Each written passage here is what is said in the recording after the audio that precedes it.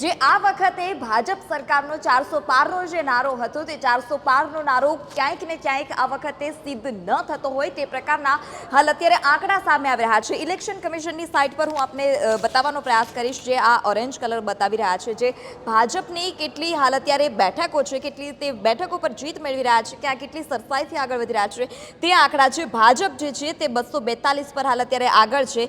543માંથી 543ના હાલ અત્યારે જે પરિણામો છે તે ધીરે ધીરે સ્પષ્ટ થઈ રહ્યા છે। અત્યારે એક બાદ એક ગણતરી ધીરે ધીરે સ્પષ્ટ થઈ રહી છે। ત્યારે વાત કરીએ આઈએનસીની, આઈએનસી હાલ અત્યારે 96 પર આગળ છે।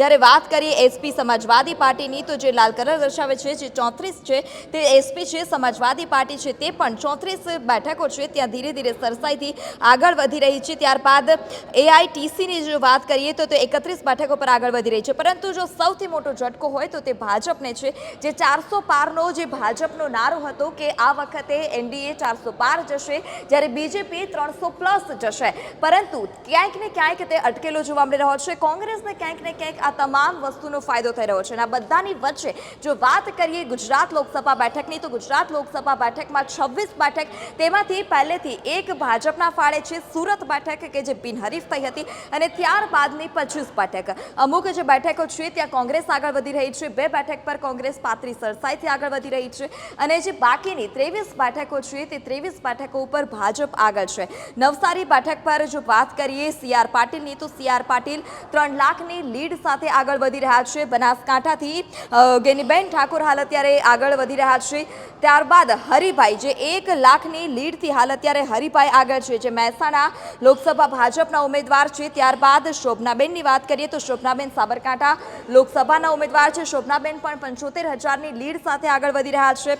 આગળ વાત કરીએ ચંદુભાઈની, તો ચંદુભાઈ કે જેઓ હાલ અત્યારે સુરેન્દ્રનગર લોકસભા બેઠકના ઉમેદવાર હતા, ભાજપના ઉમેદવાર હતા, તે પણ 1 લાખથી લીડથી આગળ વધી રહ્યા છે। સીઆર પાટીલ 3 લાખની લીડ, ચંદુભાઈ 1 લાખની લીડ, હરિભાઈ 1 લાખની લીડ, શોભનાબેન બારૈયા 75,000ની લીડથી આગળ વધી રહ્યા છે। અને જો વાત કરવામાં આવે સૌથી મહત્વની બેઠક અને વીવીઆઈપી બેઠકની, તો જે છે ગાંધીનગર, નવસારી અને રાજકોટ, કે જ્યાં ત્રણેય પર સૌથી પહેલા લોકોની નજર છે, તમામની નજર છે કે કેટલી લીડથી તેઓ જીતશે। અને સૌથી વધારે નજર હોય તો તે બેઠક છે ગાંધીનગર બેઠક અને નવસારી બેઠક, કે અમિત શાહ અને સીઆર પાટીલ વચ્ચે સીધો જંગ હતો।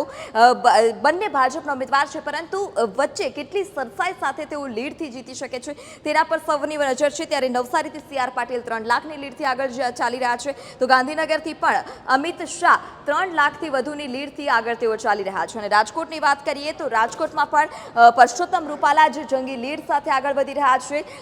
તેમની સામે હતા પરેશ ધાનાણી। પરેશ ધાનાણીએ જીતનો દાવો કર્યો હતો, અને પરેશ ધાનાણીએ કહ્યું હતું કે જો રાજકોટથી પરસોત્તમ રૂપાલા ચૂંટણી લડતા હશે, તેઓને બદલવામાં નહીં આવે, તો હું પણ રાજકોટથી ચૂંટણી લડીશ। અને ત્યારબાદ તેઓ કોંગ્રેસમાંથી રાજકોટથી ચૂંટણી લડ્યા, પરંતુ અત્યારે હાલ તેઓ પાછળ ચાલી રહ્યા છે। હાલ અત્યારે પરસોત્તમ રૂપાલા આગળ ચાલી રહ્યા છે। એટલે કે જો વાત કરીએ નવસારીથી સીઆર પાટીલની, ત્યારબાદ હરિભાઈની વાત કરીએ, શોભનાબેન બારૈયાની વાત કરીએ, ચંદુભાઈની વાત કરીએ, આ તમામ એવા છે, એટલે કે સુરેન્દ્રનગરની બેઠક હોય, ગાંધીનગરની બેઠક હોય, મહેસાણાની બેઠક હોય, આ તમામ બેઠકો છે કે જ્યાં ભાજપની જીત નિશ્ચિત હોવાનું મનાઈ રહ્યું છે। કારણ એટલું છે કે આ તમામ જે ભાજપના ઉમેદવારો છે તે તમામ ઉમેદવારો હાલ અત્યારે 1 લાખથી વધુની લીડથી તેઓ આગળ ચાલી રહ્યા છે। પરંતુ ટૂંક સમયમાં જ આ તમામને લઈ જે રુઝાન છે તે રુઝાન આવી જશે, અને તમામ જે પરિણામ છે તે સ્પષ્ટ થઈ જશે।